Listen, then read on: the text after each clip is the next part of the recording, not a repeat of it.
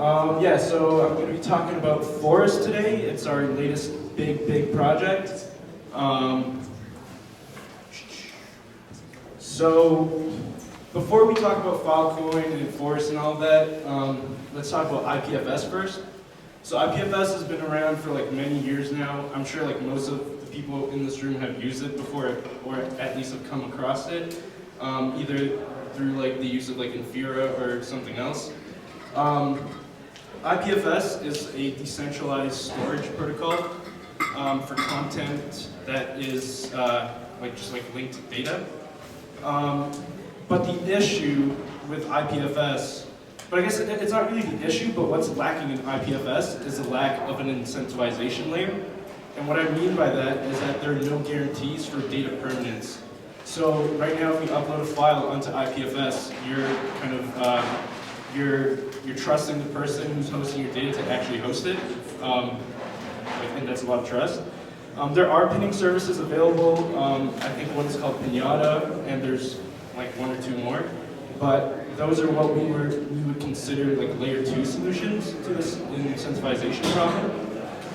So that leads into Filecoin. So Filecoin essentially is the layer 1 solution to the incentivization problem for IPFS. It allows you to, first and foremost, Filecoin is a blockchain, but it's unlike most blockchains. This blockchain is kind of to facilitate the markets for storage and retrieval of data over IPFS. So you can get paid to store data, and you can get paid for people to retrieve data. So yeah. I didn't know how to fit this into my slide deck, but it's very important to also talk about IPLD. And IPLD is also developed by Protocol Labs. It's basically a set of standards on how you can define universally linked data structures. So there's like the IPLD schema protocol, or standard, I guess you can call it. There's like DAG-CBOR. So IPLD is very powerful for representing directed acyclic graphs. So there are things like blockchains or Git trees, and like whatever that can be like linked, basically. And this is like very heavily used in Filecoin and IPFS. So what is Forest? Dog emoji. Forest is the Rust implementation of the Filecoin protocol. So currently there are 4 implementations being developed. 2 of them are from Protocol Labs. So there's a Go Filecoin one, which is obviously written in Go. There's a Lotus one, which is also written in Go. They're both by Protocol Labs, by the way.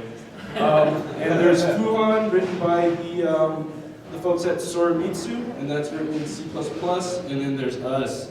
No one cool, so we chose Rust.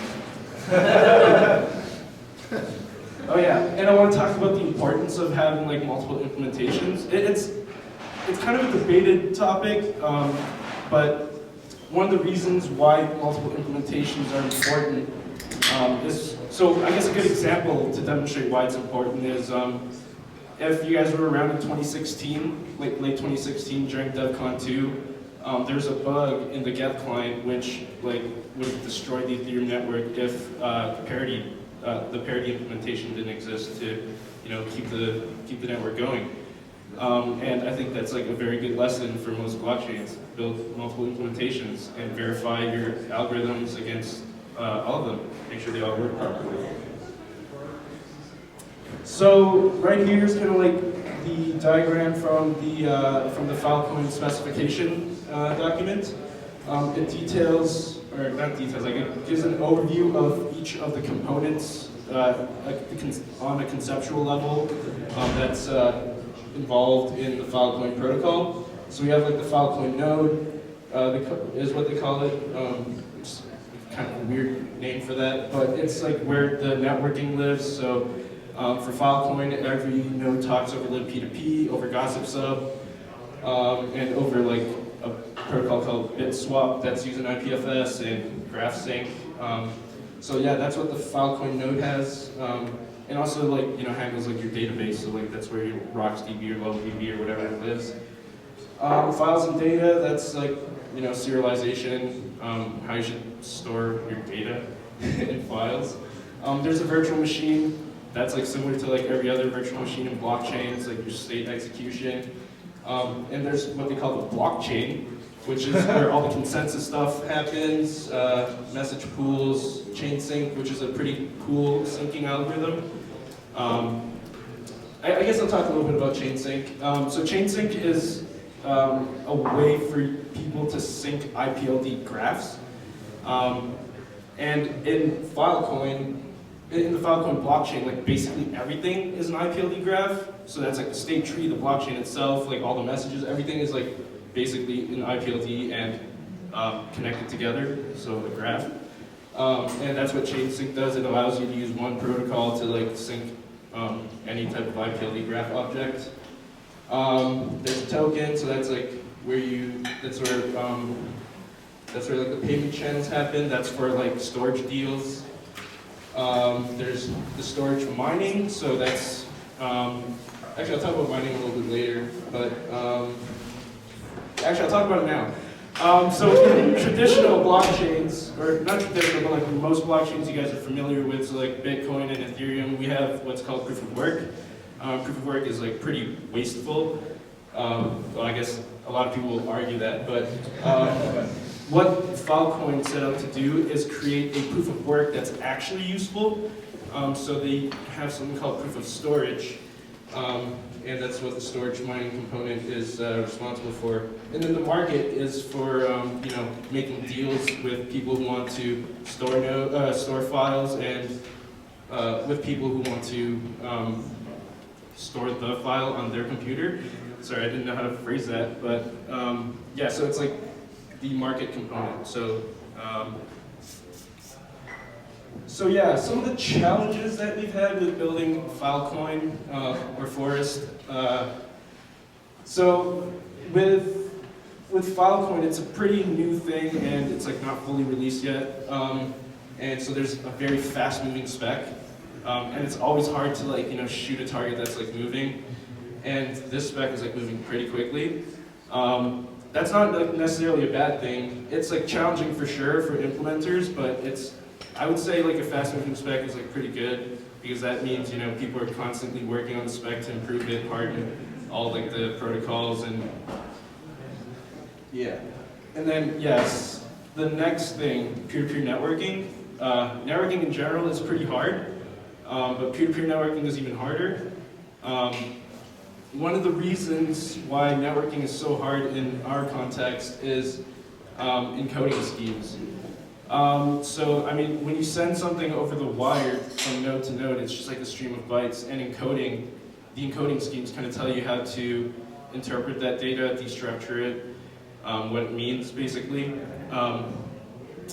And kind of implementing encoding schemes is hard, especially if there are no like specifications.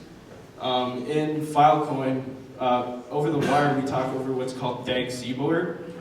If you know what CBOR is, it's kind of it's a binary representation of data. So it's kind of like JSON, but like in binary, but not BSON, which is kind of like JSON. But it's confusing. There's like a bunch of different binary encoding protocols, but that's CBOR. But to be compliant, I guess, with IPLD, they modified CBOR to have something called DAG CBOR. And there's like a bunch of implementations out there, but none in Rust that was useful for us, so we had to build a bunch of that stuff by ourselves. And it's kind of challenging. There's no like interoperability tests. So what we did with getting our encoding scheme to work properly is we spun up like a local Lotus client, and we were just like sending it messages, seeing if it like errored out, and then we'd get messages back, and it's like we do like this trial and error thing to make sure our encoding scheme works. It works. So that's pretty awesome. And with respect to peer-to-peer networking, our next step is fully integrating Gossip Sub. There's just like a few features that we need to implement in Gossip Sub. Specifically, I think signing messages over Gossip Sub. And another challenge is asynchronous Rust. Not sure how many Rustations we have here, but if there are any Rustations, you'll know that in the last like month or two, they just merged in the new async await syntax, and with that, it kind of like created like a fragment in the community. I wouldn't say that itself created a fragment in the community, but the async Rust community is pretty fragmented right now. There's like the Tokyo library, then there's like the new async STD library, and it's like, don't know which one to use. So we've been experimenting with both. I think we're zoning in on async STD. That's the one that libp2p uses, so it kind of just makes sense to use that. And then there's like the new way of doing async, and there's an old way of doing async, and like trying to use both is kind of hard. There's like compatibility libraries that you can use to like port things over. It's kind of like a nightmare right now, in my opinion, but we're pushing through it, and I think we're doing pretty well. So upcoming. So yeah, so we're making progress with syncing to the Lotus testnet and just like the Lotus implementation.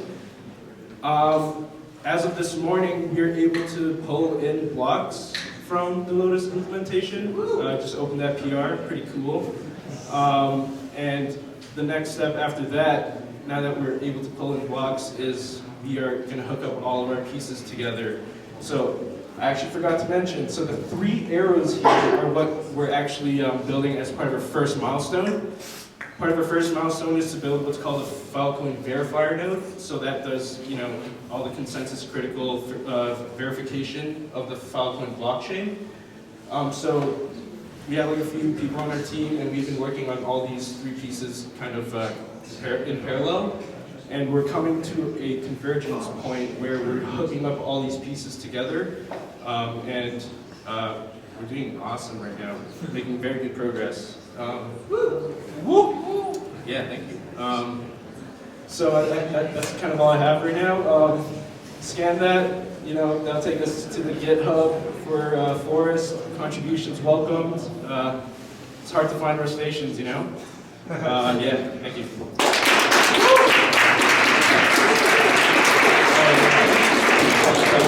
Yeah, what's up? So how does, you might not know this, but how does Filecoin ensure people are actually storing the data and not just space time?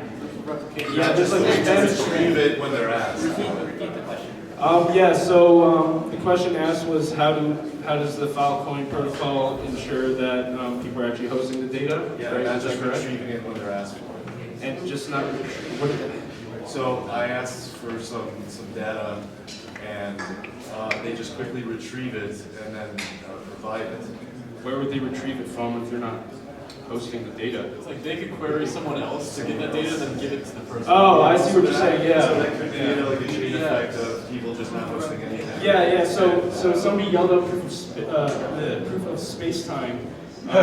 Very cool algorithm name.